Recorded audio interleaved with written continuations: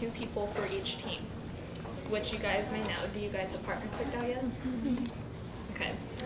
Now each teammate will give 2 different kinds of speeches. One speech will be a constructive speech, and one speech will give a and one speech will be a rebuttal. Now, a constructive speech is setting up the debate, and that's where you're going to give out most of your evidence, most of your starting ideas, and that's also where you'll refute the other team. Those speeches are going to be 8 minutes long, so I want you to write constructive and write down that it's 8 minutes long. How do I pause this? Because every time I click stop, I think it starts over. Oh, I don't know. I'll just keep it going then. Okay. Okay, and then a rebuttal, you can kind of look at it as a summary of the debate up until then. And that's going to be a 5-minute speech. So write rebuttal in 5 minutes. What's the rebuttal? R-U-B, or R-E-B-U-T-T-A-L. R-E what? R-E-B-U-T-T-A-L. And it's a 5-minute speech. Okay, now I want you to star or circle or underline the next words I'm going to say on your paper. No new evidence. For rebuttal? For a rebuttal, yes. You cannot bring up any new evidence. No new arguments. Or any new arguments. You can use new not evidence. You can use evidence, not arguments. My bad. As long as the evidence is on the same argument. Yeah, you can bring up evidence, but you cannot not bring a new argument. The significance of this is because back when we were talking about constructive speeches and how they set up the debate, like you have 4 constructive speeches, right? And since you're setting up the debate and giving all of your arguments and evidence there, that's primarily what the debate's going to be about. And so when you look at a rebuttal as being a summary is not going to be something new. It's going to be about what's already happened. So when you look at like a book, the summary is not going to be about something completely different. It's going to be about the book. Does that make sense? And so you cannot bring up any new arguments in the rebuttal. Okay? After each constructive speech, there is a time for cross-examination. So I want you to write down cross-examination.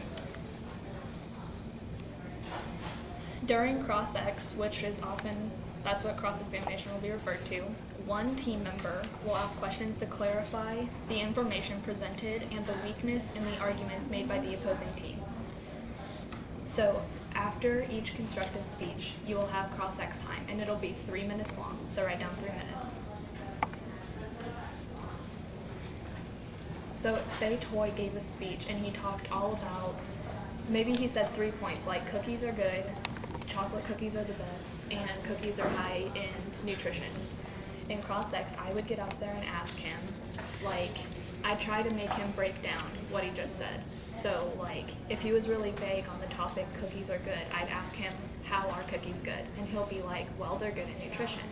And I'd break it down and be more like, well, are cookies going to be best for our nutrition? Or say, granola bar is going to be best for our nutrition. So basically, you're trying to poke holes in the other team's proposal, if that makes sense. Cross-ex is, at first, kind of scary as a novice, I thought, because I'm like, I don't know what questions to ask, and I'm really nervous, and I don't want to, talk to the other team. But like, as you go on with debate, you get more comfortable with it, and that's going to be like your most favorite time, because that's when you're really going to start being able to dig into the other person's speech and the other person's arguments and try and break them down so they go into your favor. Okay. Each team will also be allowed 5 minutes of prep time. So write down prep time and write down 5 minutes.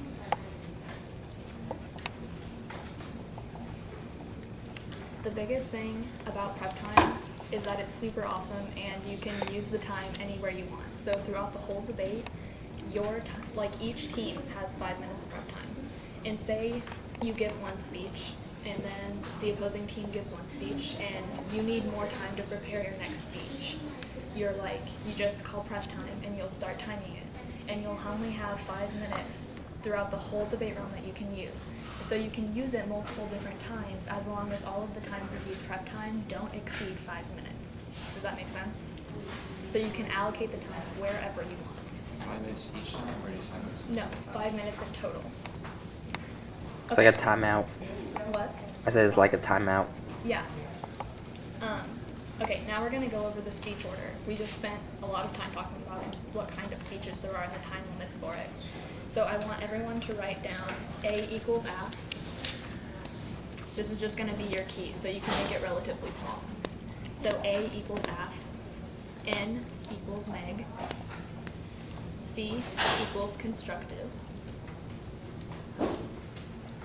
R equals rebuttal, 1 equals first speaker, and 2 equals second speaker.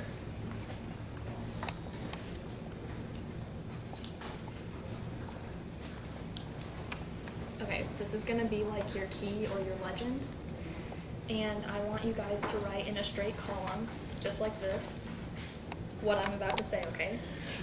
So the first line would be 1 AC.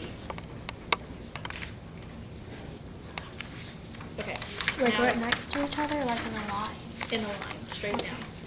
And I want you to write 1 AC, and using your legend, who's can tell me what that is? First speaker, affirmative, cross, constructive. Yes, so your 1 AC is going to be the first affirmative speech in the debate, okay? And I want you to write 8 minutes next to it because the constructive is going to be 8 minutes. Now under that, I want you to write CX, which will be cross-examination, of the 1 AC by the 2N. Can someone tell me what the 2N is? The 2N is going to be the second negative speaker, okay? And write down 3 minutes next to that because cross-examination is going to be 3 minutes. Okay, under that, write down 1 NC. This will be your first negative speech of the debate round. And in the very first negative speech, you're gonna bring up all the disadvantages to the plan that you wanna present. And you're also going to refute the affirmative case. And this is where you're just going to be first getting your ideas and your arguments out there. And again, write down 8 minutes next to that. And then under that, I want you to write CX of 1 NC by 1A.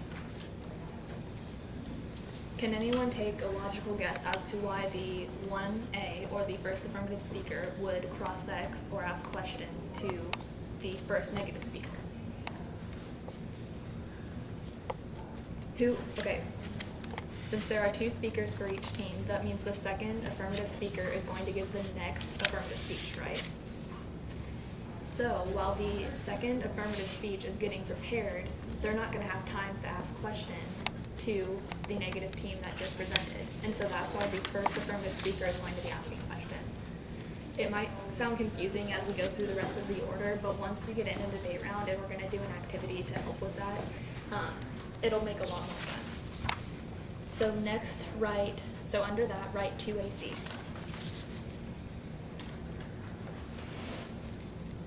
And write 8 minutes next to it. The 2AC is it's kind of a harder job being the second affirmative speaker because you have to not only make sure that your case is still good and solid, you have to refute every single thing that the negative team said in their last speech. So the affirmative team cannot drop any arguments because if you drop any arguments, that means that the negative team is succeeding in poking a hole in your case. And in policy debate, you don't want any holes on your side, okay? And under that, write cross-X of 2AC by 1N. And again, the 1N is going to be the person who cross-X's the 2AC because the next speech is going to be given by the 2NC, so they need time to prep for their speech. That's another thing, when we were talking about prep time, like during cross-X, you kind of need to be listening to that, but you can also use that as your own personal prep time. You won't call prep time or anything, but it's just like your own personal time if you're not the one asking questions to help work on your speech, okay? And then, what did we just write? Okay, and then under that, write 2NC. And put 8 minutes by that also. And again, like the 2AC, the 2NC is going to refute every single thing that the 2AC just said.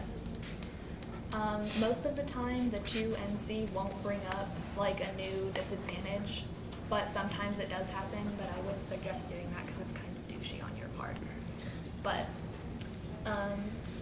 okay, and then under that, write cross-x of 2NC by 2A.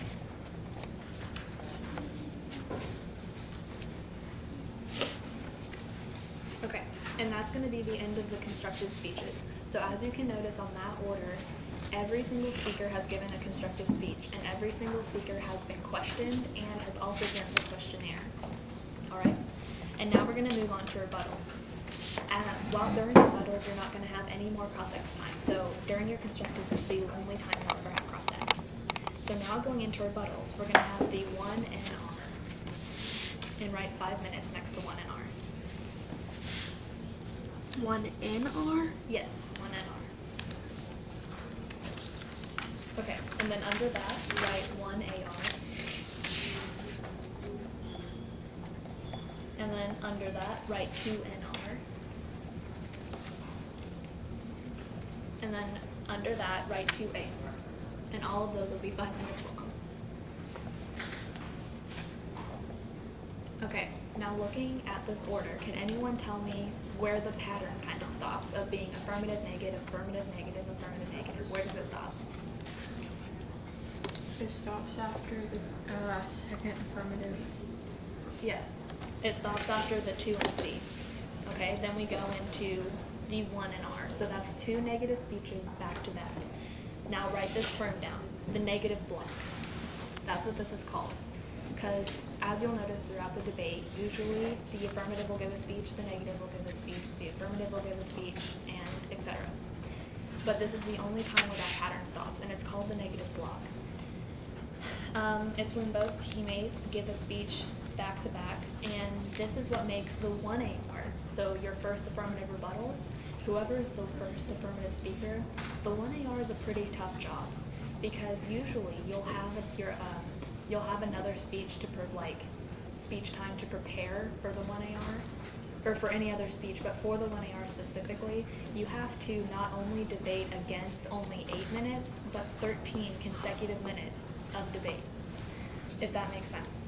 So, say the 1AR is going to be harder than the 2AR, because the 2AR has to respond to everything that the 2NR says, and that's only 5 minutes.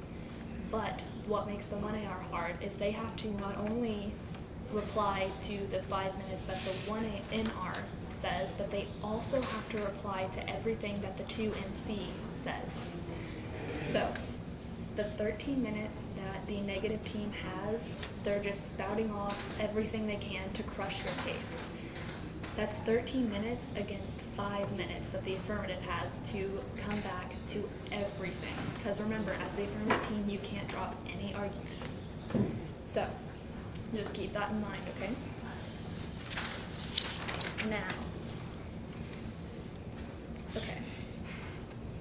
Now we're getting away from the structure. Write down the term flowing.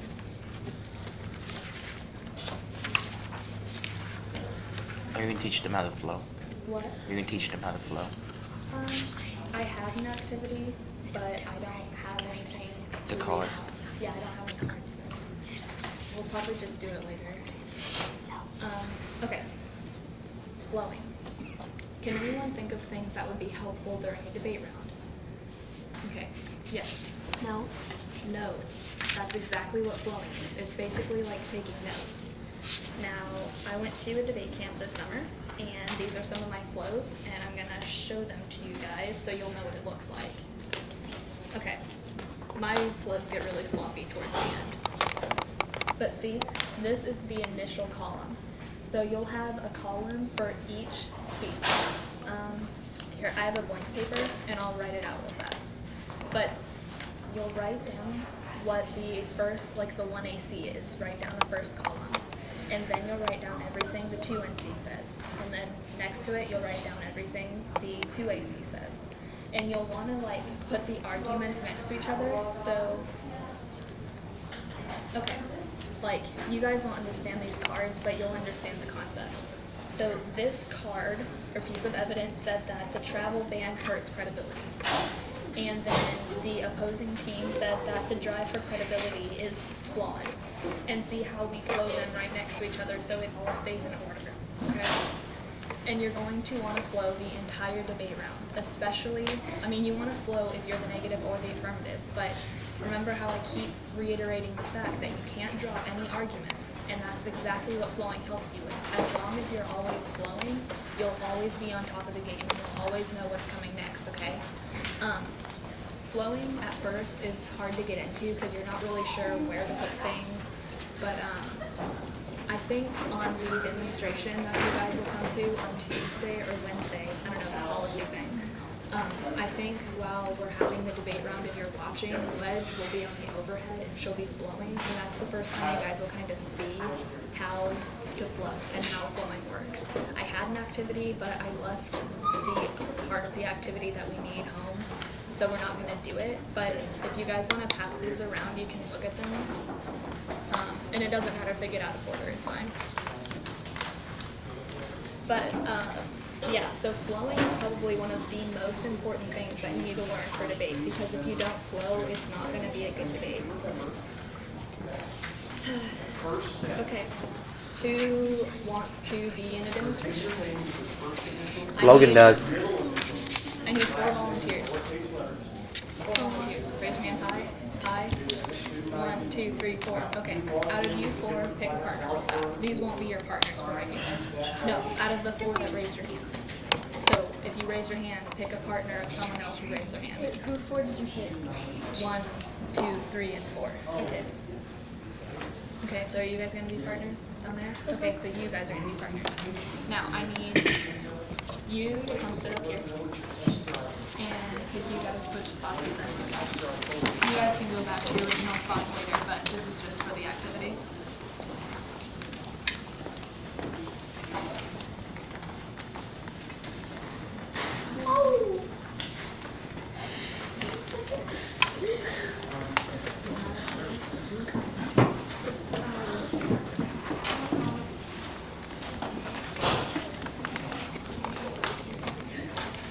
And I'm going to give you guys a piece of paper so that you can write down the team's arguments on it,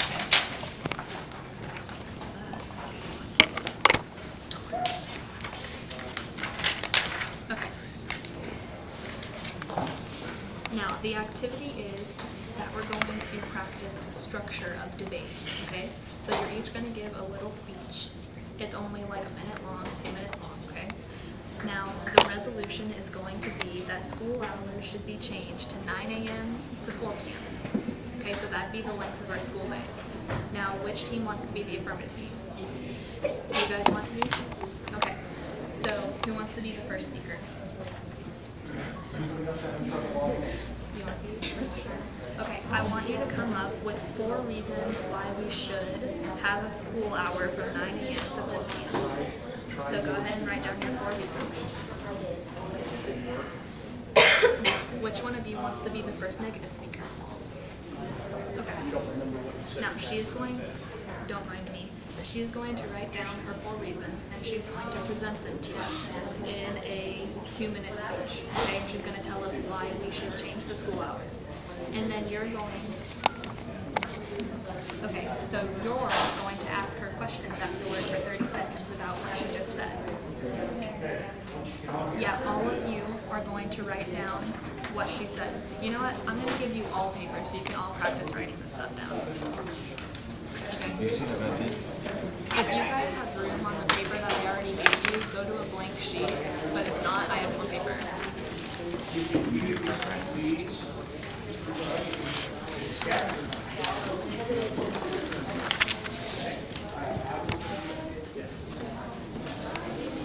Okay, but yeah, you're going to ask her questions about her speech, and you all have to make sure you're flowing, and I'm going to check all of your flow papers after this, okay? So, check and make sure all of you pay attention. And just so you know, after the speech, I'm asking you all questions, and you can't use your notes, and you're giving me answers to what we just talked about. So, after she asks her questions, you're going to give your speech, and then we're just going to go down the order. If you can't think of 4 reasons, just like your speech is going to be 2 minutes long. So, does anyone have their phone with them? That's the number.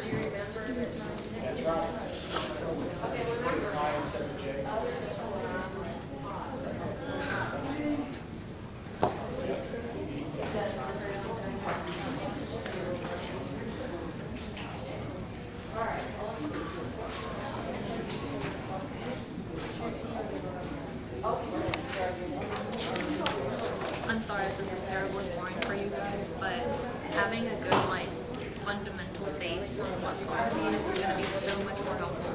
Literally, the speech I got when I was in office was, okay, this is what debate is. Don't be mean to the people you're debating. Okay, go debate.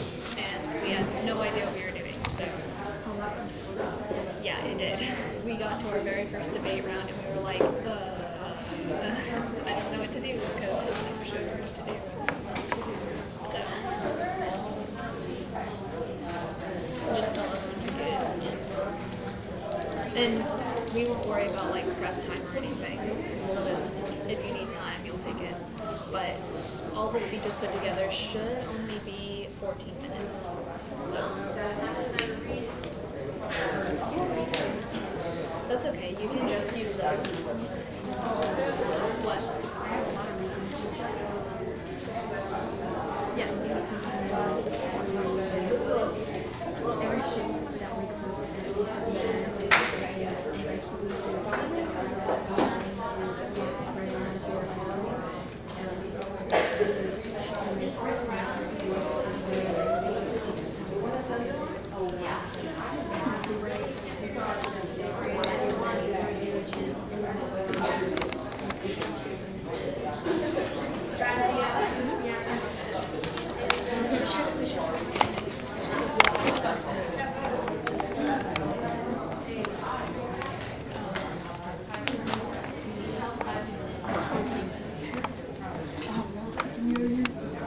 Sorry, I'm just fixing the Zoom.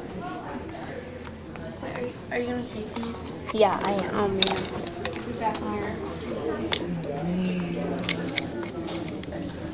Do you guys film every debate tournament? No.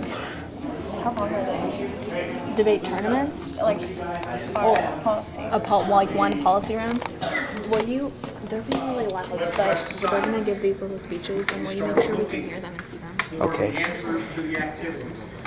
Is it still recording? I don't know, but Wedge is putting this on YouTube, so don't, like... I was like, hey guys. I was recording random things. Okay, I'll stand back here. Okay, do you think you're good? The- And it's okay if it's What the hell does this mean? Low batteries? Yeah, I don't know. Out of film or something? What does it mean? Okay, and if it's okay... Okay, yeah, Stop! Okay, ready? Now make sure you all are listening and speak up kind of so they can hear you too. Okay, this is on the resolution that school hours should be changed from 9 a.m. to 4 p.m. And make sure you say this in your speech so we know what you're talking about, okay? You ready? Yeah. I'll start when you start. Okay. The reasons why the school hours should be changed to 9 a.m. to 4 p.m. is that more time to sleep. So that means that less people will be late, and also whenever you're in class, if you have more time to sleep, then you won't be falling asleep in class, so you get better grades. Have your attention please, pardon the interruption.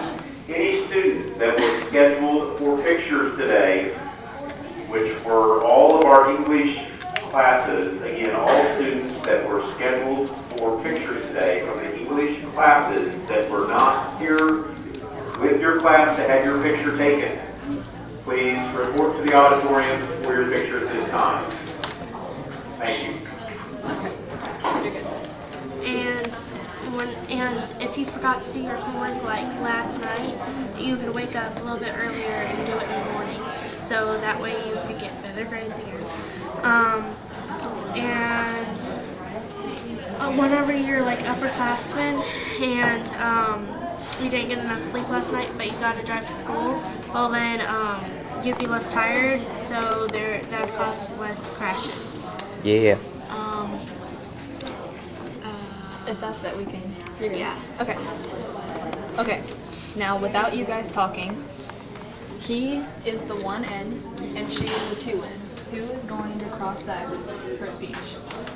Yes. No. I'll wait her. Yes. Can someone tell me why she's going to do it? So she's got to prepare for speech.